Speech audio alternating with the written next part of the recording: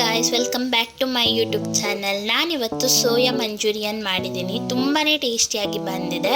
Evening ಸ್ನ್ಯಾಕ್ಸ್ಗೆ best option ಅಂತಲೇ ಹೇಳ್ಬೋದು. ತಡ ಮಾಡದೆ ಹೇಗೆ ಮಾಡೋದು ನೋಡ್ಕೊಂಡು ಬರೋಣ ಬನ್ನಿ. ಈಗ ಮೊದಲಿಗೆ ಒಂದು ಪಾತ್ರೆಗೆ ನೀರನ್ನು ಹಾಕ್ಕೊಳ್ಳಿ. ನೀರೆಲ್ಲ ಚೆನ್ನಾಗಿ ಕಾದಿದ ನಂತರ ನಾವು ಸೋಯಾಬೀನ್ನ ಹಾಕ್ಕೊಬೇಕು.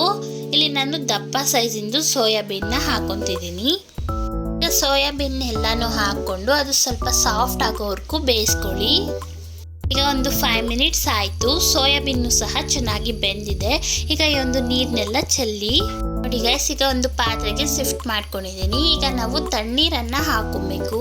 ಸೋಯಾಬೀನಲ್ಲಿ ಇರೋವಂಥ ನೀರನ್ನೆಲ್ಲ ತೆಕ್ಕೊಳ್ಬೇಕು. ಸೊ ಅದಕ್ಕೆ ಕೈಯಲ್ಲೇನೆ ಪ್ರೆಸ್ ಮಾಡ್ಕೊಳ್ಳಿ, ನಿಧಾನಕ್ಕೆ ಪ್ರೆಸ್ ಮಾಡ್ಕೊಳ್ಳಿ, ಇಲ್ಲಾಂದರೆ ಅದು ಮುರಿದೋಗ್ಬಿಡುತ್ತೆ. ಈಗ ಇದಕ್ಕೆ 4 ಟೇಬಲ್ ಸ್ಪೂನ್ ಕಾರ್ನ್ಫ್ಲೋರ್ನ ಹಾಕೊಳ್ಳಿ. 1 ಸ್ಪೂನ್ ಹಳತೆಯಲ್ಲಿ 3 ಟೇಬಲ್ ಸ್ಪೂನ್ ಮೈದಾ, ರುಚಿಗೆ ತಕ್ಕಷ್ಟು ಉಪ್ಪು, 1 table spoon garam masala, 1 table spoon dhaniya powder, 1 table spoon Kashmiri chilli powder. ಈಗ ಎಲ್ಲವನ್ನು ಮಿಕ್ಸ್ ಮಾಡ್ಕೊಳ್ಳಿ. ಬೇಕಿದ್ರೆ ಚಿಕನ್ ಮಸಾಲನ್ನು ಸಹ ಸೇರಿಸ್ಕೊಬೋದು. ಈಗ ಇದಕ್ಕೆ ಒಂದು ಚಿಕ್ಕ ಗ್ಲಾಸಲ್ಲಿ ನೀರು ತಗೊಂಡು ಸ್ವಲ್ಪನೇ ನೀರು ಹಾಕ್ಕೊಳ್ತಾ ಕಲಿಸ್ಕೊಳ್ಳಿ. ನಾನು ಇದಕ್ಕೆ ಒಂದು 3 ಟೇಬಲ್ ಸ್ಪೂನ್ ನೀರನ್ನು ಹಾಕ್ಕೊಂಡಿದ್ದೀನಿ. ನೋಡಿ, ಈ ಥರ ನೀರೆಲ್ಲ ಹಾಕ್ಕೊಂಡು ಈ ಥರ ಕಲಿಸ್ಕೊಳ್ಳಿ. ಈಗ ಇದನ್ನು ನೆನೆಸೋಂಥ ಅವಶ್ಯಕತೆ ಇಲ್ಲ, ಹಾಗೆ ಎಣ್ಣೆಗೆ ಬಿಡೋಣ ಬನ್ನಿ. ಎಣ್ಣೆನೂ ಸಹ ಚೆನ್ನಾಗಿ ಕಾದಿದೆ. ನಿಧಾನವಾಗಿ ಒಂದೊಂದೇ ಸೋಯಾ ಚಂಕ್ಸ್ನ ಬಿಡ್ತಾ ಹೋಗಿ. ಸೋಯಾ ಚಂಕ್ಸ್ನ ಬಿಡಬೇಕಾದ್ರೆ ಉರಿ ಹೈ ಫ್ಲೇಮಲ್ಲೇ ಇರಲಿ. ಆಗಾಗ ಸೌಟಲ್ಲಿ ಈ ಥರ ರಿವರ್ಸ್ ಮಾಡ್ಕೊಳ್ಳಿ. ಆಗ 2 ಕಡೆನೂ ಚೆನ್ನಾಗಿ ಬೇಯುತ್ತೆ. ಸ್ವಲ್ಪನೇ ಕಲರ್ ಎಲ್ಲನೂ ಶೇಡ್ ಆಗ್ತಿದೆ. ಈಗ ಇದನ್ನ ಸ್ವಲ್ಪ ಬೇಯಬೇಕು. 5 ಮಿನಿಟ್ಸ್ ಆದಮೇಲೆ ಇದು ಪರ್ಫೆಕ್ಟ್ ಆಗಿ ಬೆಂದಿರುತ್ತೆ. ಸ್ವಲ್ಪ ಗೋಲ್ಡನ್ ಶೇಡ್ ಬರೋ ಹಾಗೆ ಫ್ರೈ ಮಾಡ್ಕೊಂಡ್ರೆ ಸಾಕು. ಈಗ ಇದನ್ನ ಜಾಲರದಲ್ಲಿ ತೆಕ್ಕೊಳ್ಳೋಣ. ಇದೇ ಥರ ಎಲ್ಲ ಗೋಬಿನೂ ಮಾಡ್ಕೊಳ್ಳಿ. ಈಗ ನೋಡಿ, ಎಲ್ಲ ಗೋಬಿನೂ ಡೀಪ್ ಫ್ರೈ ಮಾಡ್ಕೊಂಡಿದ್ದೀನಿ. ಈ ಥರ ಮಾಡ್ಕೊಳ್ಳಿ. ನೀವೂ ನೋಡ್ತಿರ್ಬೋದು ಎಷ್ಟು ಚೆನ್ನಾಗಿದೆ. ಬೇಕಿದ್ರೆ ಇದಕ್ಕೆ ಉಪ್ಪು ಖಾರ ಹಾಕ್ಕೊಂಡು ಹಾಗೆ ಸಹ ತಿನ್ಬೋದು. ತುಂಬಾ ಟೇಸ್ಟಿಯಾಗಿರುತ್ತೆ. ಎಷ್ಟು ಚೆನ್ನಾಗಿ ಬೆಂದಿದೆ ನೋಡಿ ಒಳಗಡೆ ಎಲ್ಲನೂ. ಈಗ ಮತ್ತೊಂದು ಪಾತ್ರೆನ ತಗೊಂಡು ಇದಕ್ಕೆ 3 ಟೇಬಲ್ ಸ್ಪೂನ್ ಆಯಿಲನ್ನು ಹಾಕೊಳ್ಳಿ.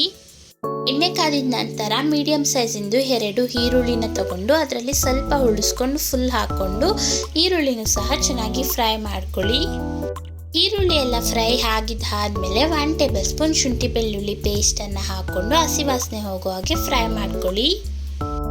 ನೋಡಿ, ಹಸಿ ವಾಸನೆ ಹೋಗಿದ್ದೆಲ್ಲ ಆದಮೇಲೆ ಮೀಡಿಯಂ ಸೈಜಿಂದು ಒಂದು ಕ್ಯಾಪ್ಸಿಕಮ್ನು ಹಾಕ್ಕೊಂಡು ಫ್ರೈ ಮಾಡ್ಕೊಳ್ಳಿ. ಕ್ಯಾಪ್ಸಿಕಮ್ಮು ಸಹ ಚೆನ್ನಾಗಿ ಫ್ರೈ ಆಗಿದೆ. ಈಗ ಇದಕ್ಕೆ 2 ಟೇಬಲ್ ಸ್ಪೂನ್ ಟೊಮೆಟೊ ಸಾಸ್ ಹಾಗೆ 2 ಟೇಬಲ್ ಸ್ಪೂನ್ ಸೋಯಾ ಸಾಸ್ನು ಹಾಕ್ಕೊಂಡು ಫ್ರೈ ಮಾಡ್ಕೊಳ್ಳಿ. ಸೋಯಾ ಸಾಸ್ ಬೇಕಿದ್ರೆ ಇನ್ನೂ ಜಾಸ್ತಿನೂ ಸಹ ಹಾಕ್ಕೊಬೋದು. ಫ್ರೈ ಮಾಡ್ಕೊಂಡಿದ್ದಾದಮೇಲೆ ರುಚಿಗೆ ತಕ್ಕಷ್ಟು ಉಪ್ಪು, 1 table spoon Kashmiri chilli powder, ಖಾರನ ನೋಡಿಕೊಂಡು ಹಾಕ್ಕೊಳ್ಳಿ. ಹಾಗೆ 1 table spoon chicken masala, 1 table spoon dhaniya powder, 1 table spoon garam masala. ಈಗ ಎಲ್ಲವನ್ನು ಮಿಕ್ಸ್ ಮಾಡ್ಕೊಳ್ಳಿ. ಮಿಕ್ಸ್ ಮಾಡ್ಕೊಂಡಿದ್ದಾದಮೇಲೆ ನಾವು ಟೀ ಕುಡಿತೀವಲ್ಲ, ಆ ಒಂದು ಟೀ ಗ್ಲಾಸಲ್ಲಿ ಅರ್ಧ ಗ್ಲಾಸ್ ವಾಟರನ್ನು ಹಾಕ್ಕೊಂಡು ಗ್ರೇವಿ ಕನ್ಸಿಸ್ಟೆನ್ಸಿಯಲ್ಲಿ ಬರೋ ಅಷ್ಟು ಫ್ರೈ ಮಾಡ್ಕೊಳ್ಳಿ. ಈಗ ನೋಡಿ, ಇದು ಗ್ರೇವಿ ಕನ್ಸಿಸ್ಟೆನ್ಸಿಯಲ್ಲಿ ಬಂದಿದೆ. ಈಗ ಒಂದ್ಕಿಂತ ನೀವು ಉಪ್ಪು ಖಾರನ ಚೆಕ್ ಮಾಡ್ಕೊಳ್ಳಿ. ಎಲ್ಲ ಕರೆಕ್ಟ್ ಆಗಿದ್ರೆ ನಾವು ಆಗಲೇ ಡ್ರೈ ಗೋಬಿ ಮಾಡ್ಕೊಂಡಿದ್ವಲ್ಲ, ಈಗ ಅದನ್ನು ಫುಲ್ಲು ಹಾಕ್ಕೊಳ್ಳಿ.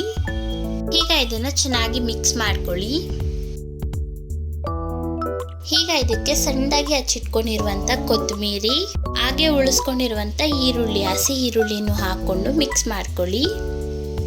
ನೋಡಿದ್ರಲ್ಲ ಗೈಸ್, ಎಷ್ಟು ಈಸಿಯಾಗಿ ಸೋಯಾ ಮಂಚೂರಿ ಮಾಡ್ಕೊಬೋದು. ತುಂಬಾ ಸಿಂಪಲ್ ಆ್ಯಂಡ್ ಟೇಸ್ಟಿಯಾಗಿ ಇರುತ್ತೆ.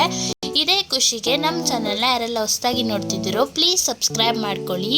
ಹಾಗೆ ಈ ಒಂದು ವಿಡಿಯೋ ಇಷ್ಟ ಆಗಿದ್ರೆ ಲೈಕ್ ಮಾಡಿ. Thank you for watching.